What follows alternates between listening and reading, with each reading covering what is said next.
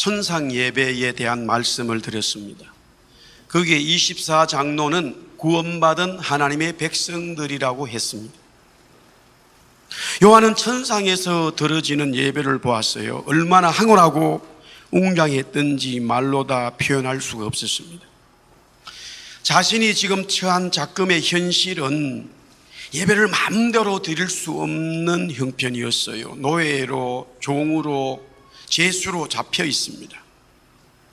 또한 주님을 따르는 주위의 성도들도 점점 예배하는 것이 어려워져 가고 있습니다.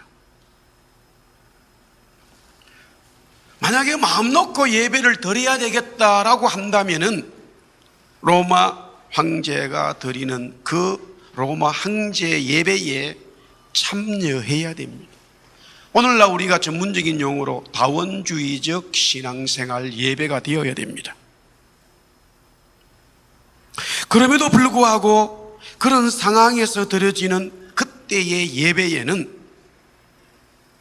주님의 은혜와 성령님의 역사가 있었습니다. 하지만 요한이 성령님께 이끌려 하늘문이 열려지면서 천상에 드려지고 있는 예배를 보았을 때에 그 예배는 참으로 대단했습니다. 우리 주 하나님이여 영광과 존귀와 권능을 받으시는 것이 합당하오니 주께서 만물을 지으신지라. 만물이 주의 뜻대로 있었고 또 지으심을 받았다. 24장로들이 영광의 찬양을 올리고 있습니다. 그뿐만이 아니라 거룩하다 주 하나님 곧 전능하신 이여 전에도 계셨고 이제도 계시고 장차 오실 이시라. 천사들이 경배를 합니다. 당연히 그 예배의 중심은 성부 하나님과 어린 양 예수 그리스도 주님이었습니다. 요한은 계속하여 성령님에 사로잡혀 환상을 보게 되지요.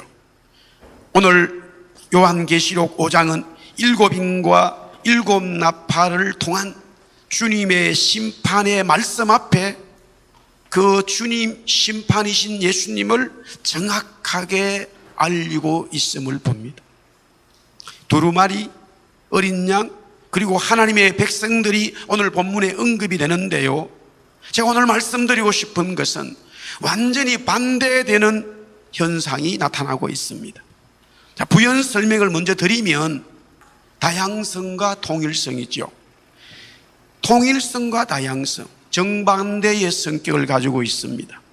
만약 이 두 모습이 하나의 조화를 이룬다면 아름다운 거예요. 우리가 한국 정치를 보면, 아니 미국도 마찬가지죠. 여기도 그렇습니다만은 진보와 보수, 보수와 진보가 전혀 다른 모습이죠. 반대예요. 그런데 만약 이 둘이 하나가 되어서 이 모습 속에서 하나가 되어 나온다면은 엄청난 역사가 만들어지는 것이죠. 그러나 이 땅에서는 참 어려운 일입니다. 그러나 요한이 그 하나님 나라에 보았을 때에 그 일이 일어나고 있더라는 것이죠. 하나님의 나라는 전혀 맞지 않는 것이 맞게 되어 있어요. 유대인과 이방인, 가난한 자와 부자, 유식한 자와 무식한 자 등등입니다. 자, 먼저 오늘 두루마리에 대해서 한번 말씀을 보겠습니다. 경배를 받으시면서 보좌에 앉으신 하나님의 오른손에 무엇인가가 있음을 요한은 보았는데, 오늘 5장 1절에 보니까 내가 봄에 보좌에 앉으신 이 오른손에 두루마리가 있으니 안팎으로 썩고 7인으로 봉하였더라 라고 되어져 있습니다. 요한은 성부 하나님의 오른손에 두루마리가 있음을 보았어요. 하나님은 사람이 아니기 때문에 손이 없지요. 상징적인 의미예요. 이미 오른손에 대한 말씀을 드렸습니다. 하나님의 심판, 하나님의 공의, 하나님의 역사를 의미한다라는 것이죠. 오른손에 7별이 있다. 그가 오른손을 내게 얹었다. 오른손에 두루마리를 취하셨다. 다 하나님은 하나님의 공의와 하나님의 정의, 하나님의 심판, 하나님의 임재를 나타내는 것이에요. 그 두루마리는 7인으로 봉해져 있었습니다. 너무나 중요한 두루마리였기 때문에 그렇게 봉해진 것이죠. 그때 시대에 다 그렇게 황제가 어떤 너무나 중요한 비밀의 문서를 보내고 한다면은 반드시 읽는 자가 읽도록 하기 위해서 봉하여진다는 사실이죠. 요한은 순간적으로 그 두루마리를 떼서 펼쳐져야 하는데 라는 마음을 가지게 되는데요, 그 마음을 알았던지 힘있는 한 천사가 외치기를 하늘 위에나 땅 위에나 땅 아래에 그 어디서라도 능히 두루마리를 패며 그 인을 떼기에 합당한 자가 없다라고 말합니다. 요한은 떼는 것을 원했는데 그런 자가 없다는 거예요. 하늘 위는 천사와 같은 영적인 존재들이 있는 곳이고, 땅 위는 살아있는 모든 사람들이 사는 이 땅을 말하죠. 땅 아래는 죽은 사람들이 묻힌 곳이에요. 그 어떤 곳에서도 두루마리를 떼서 펼칠 수 있는 자가 없음을 말하고 있습니다. 정말로 그런가 하고 요한이 주위를 둘러보았지만 그 천사의 말대로 아무도 없었어요. 그는 그때부터 울기 시작했습니다. 그 울음이 너무나 컸어요. 이렇게 대성통곡하기도 없었을 겁니다. 요한이 왜 이렇게 크게 울어야 할까? 두루마리는 떼어져서 펼쳐져야 하기 때문인 거예요. 요한은 직감적으로 알았어요. 그 두루마리의 책은, 두루마리는 떼서 펼쳐져야 한다는 거예요. 물론 7인이 봉해졌지만 요한은 왜 하나님께서, 주님께서 나에게 이 환상을 보여주었을까 즉시 알았습니다. 그렇다면 두루마리는 뭘까? 자, 요한계시록 10장에 그 내용이 계속적으로 나옵니다. 우리 한번 10장 말씀을 펴주시기 바랍니다. 요한계시록 10장 우리 1절 2절 같이 한번 보겠습니다. 1절 2절 다 같이 시작. 내가 또 보니 힘센 다른 천사가 구름을 입고 하늘에서 내려오는데 그 머리 위에 무지개가 있고 그 얼굴은 해 같고 그 발은 불기둥 같으며 그 손에는 펴놓인 작은 두루마리를 들고 그 오른발은 바다를 밟고 왼발은 땅을 밟고. 여기 10장에는 이미 그 임봉되어진 두루마리 책이 펴져졌다는 거예요. 이제 6장에서부터 실제적으로 그 일 하나씩 인이 떼어지면서 그 두루마리 속에 있었던 일들이 펼쳐지고 있었습니다. 자, 계속해서 봅니다. 7절부터 11절에 우리 한번 보겠습니다. 우리 같이 한번 쭉 읽어볼까요? 우리 큰 소리로 시작. 7째 천사가 소리내는 날 그의 나팔을 불려고 할 때에 하나님이 그의 종 선지자들에게 전하신 복음과 같이 하나님의 그 비밀이 이루어지리라 하더라. 하늘에서 나서 내게 들리는 음성이 또 내게 말하여 이르되 네가 가서 바다와 땅을 밟고 서 있는 천사의 손에 펴놓인 두루마리를 가지라 하기로. 내가 천사에게 나아가 작은 두루마리를 달라 한 적 천사가 이르되 갖다 먹어버리라. 네 배에는 쓰나 내 입에는 꿀같이 달리라 하거늘 내가 천사의 손에서 작은 두루마리를 갖다 먹어버리니 내 입에는 꿀같이 다나 먹은 후에 내 배에서는 쓰게 되더라. 그가 내게 말하기를 네가 많은 백성과 나라와 방언과 임금에게 다시 예언하여야 하리라 하더라. 펼쳐진 두루마리는 무엇입니까? 두루마리 책은 무엇을 말하고 있습니까? 따라합시다. 하나님의 말씀, 하나님의 말씀이었습니다. 그것은 비밀이었고 그것은 복음이었는데 하나님의 말씀을 두루마리에 안팎으로 적어서 주었다라는 사실입니다. 요한은 재림하신 성찬하신 예수님이 재림하실 때에 재림하시기 전에 또한 그 모든 일들을 진행하는 그 심판의 말씀들을 받았습니다. 그것이 비밀이요 복음이었습니다. 하나님의 말씀이에요. 그래서 요한은 그 복음의 비밀인 말씀, 즉 두루마리를 가지기를 원했습니다. 그때의 천사는 가지는 정도가 아니라 이 두루마리의 말씀을 먹어버리라 라고 말합니다. 두루마리를 먹어야 진정으로 가지는 것이 되기 때문이겠죠. 두루마리를 먹게 되면 입에는 꿀같이 달지만 배에서는 쓰게 된다는 것이었어요. 먹는 음식이 입에는 달고 배에는 쓰다면 대부분 좋지 않은 음식들이에요. 그런데 두루마리가 그렇다는 것이죠. 그럼에도 요한은 그 두루마리를 먹었습니다. 먹었더니 정말로 천사가 말한 대로 입에는 달았고 배에는 쓰게 되었습니다. 그러자 천사는 요한에게 네가 먹은 두루마리를 모든 백성과 나라와 방언과 임금에게 다시 전해야 된다, 예언해야 된다라고 말하고 있습니다. 두루마리는 좋지 않은 음식이 아니었습니다. 최고의 좋은 음식이었어요. 왜냐하면 모든 백성들이 먹어야 하는 구원의 양식이었기 때문입니다. 여기에 두루마리 말씀은 단 것과 쓴 것으로 되어져 있어요. 상반된 대조를 이룹니다. 맞지 않아요. 그러나 맞게 되어져 있음을 봅니다. 하나님의 말씀은 단 것과 쓴 것이 함께 있기 때문이죠. 계속해서 우리가 이 구약의 에스겔서 2장 8절에서부터 3장 3절의 말씀을 한번 보겠습니다. 똑같은 사건이 나옵니다. 자, 우리 에스겔서 2장 8절에서부터 3장 3절까지 같이 읽습니다. 시작. 너 인자야, 내게 네게 이르는 말을 듣고 그 패역한 족속같이 패하지 말고 내 입을 벌리고 내가 네게 주는 것을 먹으라 하시기로, 내가 보니 보라 한 손이 나를 향하여 퍼지고 보라 그 안에 두루마리 책이 있더라. 그가 그것을 내 앞에 펴시니 그 안팎에 글이 있는데 그 위에 애가와 애곡과 재앙의 말이 기록되었더라. 또 그가 내게 이르시되 인자야, 너는 발견한 것을 먹으라. 너는 이 두루마리를 먹고 가서 이스라엘 족속에게 말하라 하시기로, 내가 입을 벌리니 그가 그 두루마리를 내게 먹이시오. 내게 이르시되 인자야, 내가 네게 주는 이 두루마리를 네 배에 넣으며 네 창자에 채우라 하시기에 내가 먹으니 그것이 내 입에서 달기가 꿀 같더라. 아멘. 에스겔도 포로로 잡혀 이방 땅 바벨론에서 있었지만 하나님의 묵시의 말씀을 받게 되어졌어요.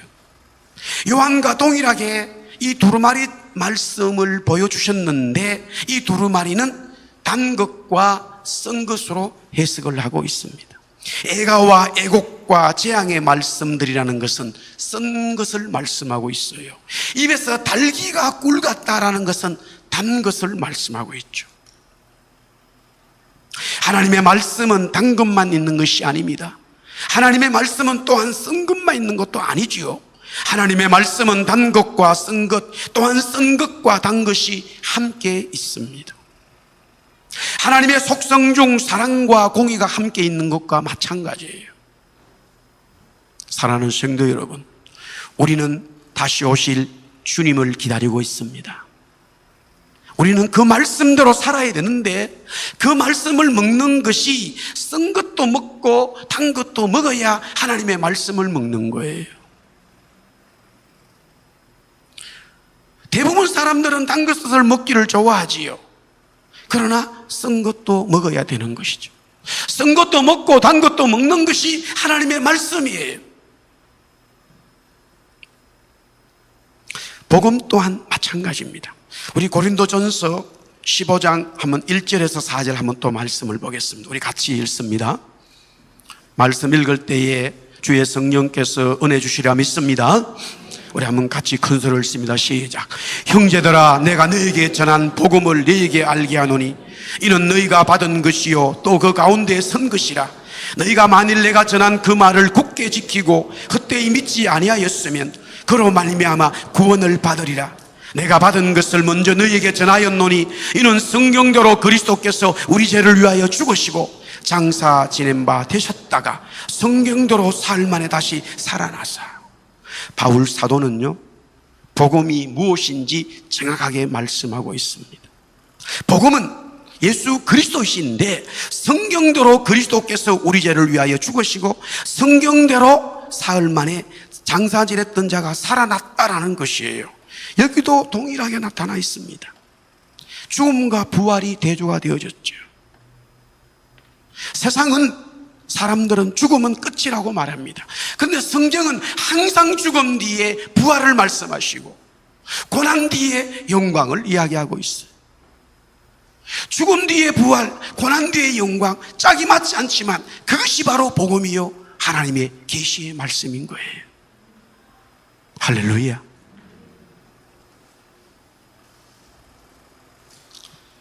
계속해서 오늘 다시 본문으로 와가지고요, 그 두루마리를 뗄 수 있는 자는 주님밖에 없음을 말씀하고 있습니다.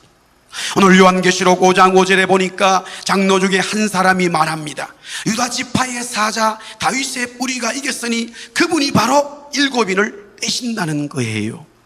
그런데 오늘 같은 본문 요한계시록 5장 7절에 그 분을 다르게 뭐라고 얘기하고 있냐면 어린 양으로 표현하고 있어요. 마찬가지지요. 사자와 어린 양은 절대 어울릴 수가 없어요. 그런데 똑같은 주님을 사자로 어린 양으로 또 표현하고 있다라는 거예요. 단 것과 썬 것, 죽음과 부활이 맞지 않듯이 사자와 어린 양은 맞지 않는 결합입니다. 그러나 주님은 그 결합이 맞은 거예요. 사자와 같은 왕권을 가지신 예수님의 모습과 동시에 어린 양으로서 희생의 제물이 되신 예수님의 모습이시기 때문이죠. 구원의 통치는 죽음의 희생으로 이루어졌습니다. 그래서 어린 양이라는 표현 앞에 오늘 본문에 보니까 죽임을 당했다라고 계속적으로 반복하고 있습니다. 사자와 같은 왕권의 회복이 있는 하나님의 나라의 도래는 반드시 십자가에 죽으신 어린 양이신 예수님이 있어야 한다는 사실입니다. 우리가 주님을 알아가야 된다는 게 뭐냐 했을 때 항상 우리는 우리가 살아가는 이 땅의 삶 속에서 왕같은 능력을 우리는 기다립니다. 우리가 또 이번 주부터 한 주간 원주민을 섬기는데 거기에 하나님의 역사가 우리들을 통해서 나타나기를 원합니다. 왕같은 역사가 있기를 소원하고 기도합니다. 그러나 그 이전에 우리는 예수님이 십자가에 죽으신 희생의 삶을 들어야 할 것입니다. 반드시 선교는 희생의 삶이 있어야 하나님의 영광의 역사가 나타나게 되어져 있습니다. 하나님의 교회는 반드시 희생이 있어야 하나님의 역사가 영광의 교회 속에 임하게 되어져 있습니다. 그래서 사자와 어린 양이 함께 나오고 있다라는 말이죠. 그 어린 양이신 주님은 7뿔과 7눈이 있다라고 말하고 있습니다. 뿔은 힘을 상징한다고 성경은 말합니다. 신명기 33장 17절에 그는 첫 수송아지 같이 위엄이 있으니 그 뿔이 덜소의 뿔 같다. 이것으로 민족들을 받아 땅끝까지 이르리니 곧 에브라임의 자손은 만만이요 므낫세의 자손은 천천이라. 또 다니엘서 7장 7절에 내가 밤 항상 가운데에 그 다음에 본 넷째 짐승은 무섭고 놀라우며 또 매우 강하며 마지막에 보니까 또 10뿔이 있더라. 성경에 말하는 뿔이라고 하는 것은 힘의 상징을 말하고 있어요. 예수님은 바로 사자와 같이 힘 있는 하나님이세요. 주님이세요. 그뿐만이 아니라 계속적으로 7눈에 대해서 말씀하고 있는데 통찰력과 지혜를 상징하죠. 이미 이것은 요한계시록 1장 14절에 주님의 눈은 불꽃 같다라고 하는 말씀으로 우리는 배웠습니다. 그런데 오늘 여기 보니까 이 눈은 온 땅에 보내심을 받은 하나님의 7영이라고 했어요. 바로 7영은 성령님을 말하는데 어린 양이신 예수 그리스도는 성령님과 하나이시면서 성령으로 충만한 주님인 것을 말씀하고 있습니다. 사자와 같은 왕권을 가지신 주님은 죽임을 당하신 어린 양이셨습니다. 그러나 부활하시 온 세상을 통치하시면서 보고 계시죠. 로마 황제가 보고 있는 것보다 더 정확하게 확실히 보고 계시다는 사실이에요. 주님의 백성들은 이런 주님의 보호하심을 받고 있기에 힘이 생기죠. 용기를 가지게 됩니다. 더 큰 소망을 바라보면서 오늘의 고난을 이길 수 있다는 말씀이죠. 자, 계속해서 구원받은 백성들의 모습을 오늘 여기서 보게 되어집니다. 자, 사도 요한은 예수님의 제자요 사도였습니다. 그는 성령님께 사로잡혀서 묵시의 말씀을 받고 있죠. 이런 요한이 슬퍼하고 울어야 할 일이 있습니까? 없어야 마땅하죠. 성령 충만한 사람이 왜 웁니까? 근데 오늘 요한계시록 5장 4절에 보니까 요한은 너무너무 크게 울고 있습니다. 울음은 슬픔에서 비롯됐어요. 기쁨의 눈물이 아닙니다. 너무너무 크게 울고 있는 요한의 모습을 보게 되어집니다. 하나님의 성도들은 이 땅에서 구원받은 하나님의 성도들이라도 우리는 슬픔의 삶이 계속적으로 있음을 알 수 있습니다. 그런데 요한계시록 5장 본문 13절에 보니까 24장로를 천상에 있는 성도들은 찬송과 영광으로 가득 차 있음을 보게 되어집니다. 그들에게는 슬픔과 눈물은 없고 기쁨과 찬송과 영광만 있음을 보아요. 여기도 마찬가지죠. 울음과 찬송이 서로 대조되고 있습니다. 슬픔에 눈물이 있는데 어찌 찬송과 영광이 있을 수 있을까? 없지요. 맞지 않아요. 그러나 하나님의 백성들에게는 맡게 되어져 있습니다. 정말로 죽음과 부활, 사자와 양이신 예수님의 복음을 받아들인 자들은 슬픔과 기쁨을 함께 가질 수 있다라는 것이에요. 세상이 주는 그런 슬픔, 세상이 주는 그런 기쁨이 아니라 하나님이 주시는 슬픔, 하나님이 주시는 기쁨을 가질 수 있다라는 말이에요. 대조되어져 있습니다. 단 것과 쓴 것, 사자와 어린 양, 죽음과 부활이 맞지 않지만 맞는 것처럼 하나님의 성도들에게는 슬픔과 기쁨이 항상 함께 공존해 있다는 사실이에요.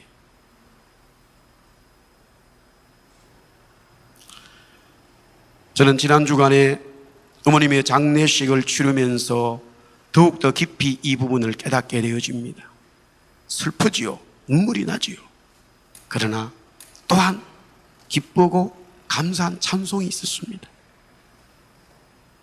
요한계시록 14장 13절에 이런 말씀이 있어요. 우리 한번 따라해 볼까요? 주 안에서 죽는 자들은 복이 있다. 죽는 게 어떻게 복입니까? 죽는 건 끝이에요. 슬픔으로 끝나는 거예요. 그러나 하나님의 말씀은 죽는 것이 사는 것이고 죽는 것이 복이요 죽는 것이 기쁨이라는 거예요.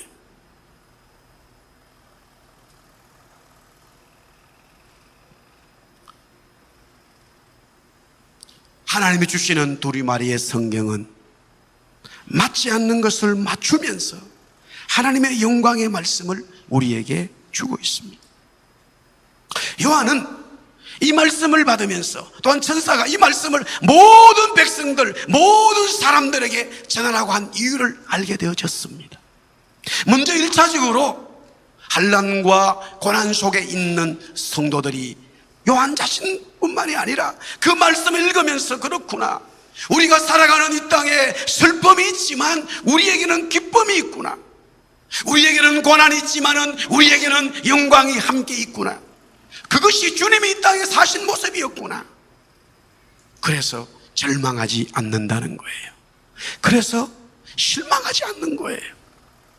분명히 우리의 삶에 있는 일들을 통해서 슬프고 울음이 나야 되는 일이 있을 수 있습니다만은 똑같은 그 일을 통해서 하나님의 성도들에게는 기쁨이 있습니다. 믿으시면 아멘. 주님은 그 두루마리의 말씀대로 온 세상을 주관하시고 심판해 가시는 주님을 보고 있습니다.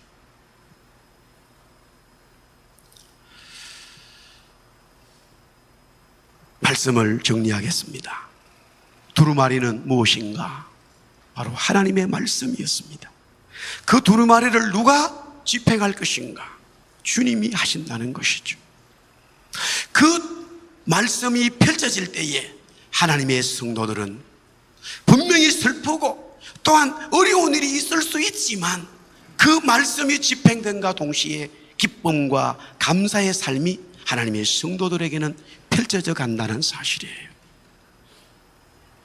오늘 이 말씀을 통해서 한 주간 또 원주민 선교를 하는 팀들에게 하나님의 역사가, 하나님의 은혜가 있기를 주의 이름으로 축복합니다.